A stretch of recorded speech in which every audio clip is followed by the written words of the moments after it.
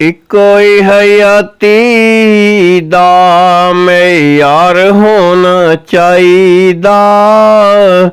ਅੱਲਾ ਦੇ ਹਬੀਬ ਨਾਲ ਪਿਆਰ ਹੋਣਾ ਚਾਹੀਦਾ। ਇਹੋ ਹੀ ਤਮੰਨਾ ਸੀ ਆ ਵੇਖੋ ਯਾਰੇ ਗਾਰ ਦੀ, ਇਹੋ ਹੀ ਤਮੰਨਾ ਸੀ ਆ ਵੇਖੋ ਯਾਰੇ ਗਾਰ ਦੀ, ਕਿ ਯਾਰ ਨਾਲ ਯਾਰ ਦਾ ਮਜ਼ਾਰ ਹੋਣਾ ਚਾਹੀਦਾ। ਅੱਲਾ ਦੇ ਹਬੀਬ ਨਾਲ।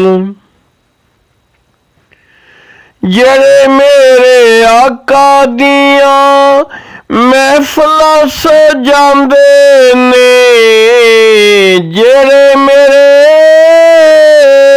ਆਕਾ ਦੀਆਂ ਮਹਿਫਲਾਂ ਸਜਾਉਂਦੇ ਨੇ, ਉਹਨਾਂ ਬੇਲੀਆਂ ਦਾ ਬੇੜਾ ਪਾਰ ਹੋਣਾ ਚਾਹੀਦਾ।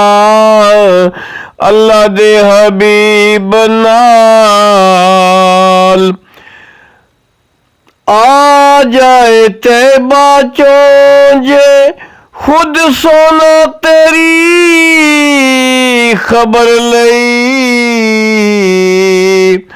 ਆ ਜਾਏ ਸੋਨਾ ਜੇ ਖੁਦ ਤੈਬਾ ਚੋਂ ਤੇਰੀ ਖਬਰ ਲਈ। ਇਹੋ ਜਿਹਾ ਬੰਦੇ ਨੂੰ ਵਈ, ਇਹੋ ਜਿਹਾ ਬੰਦੇ ਨੂੰ ਵਈ बीमार होना चाहिदा।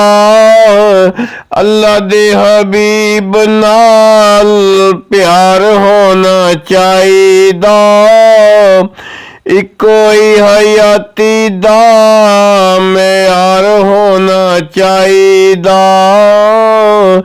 अल्लाह दे हबीब नाल प्यार होना चाहिदा।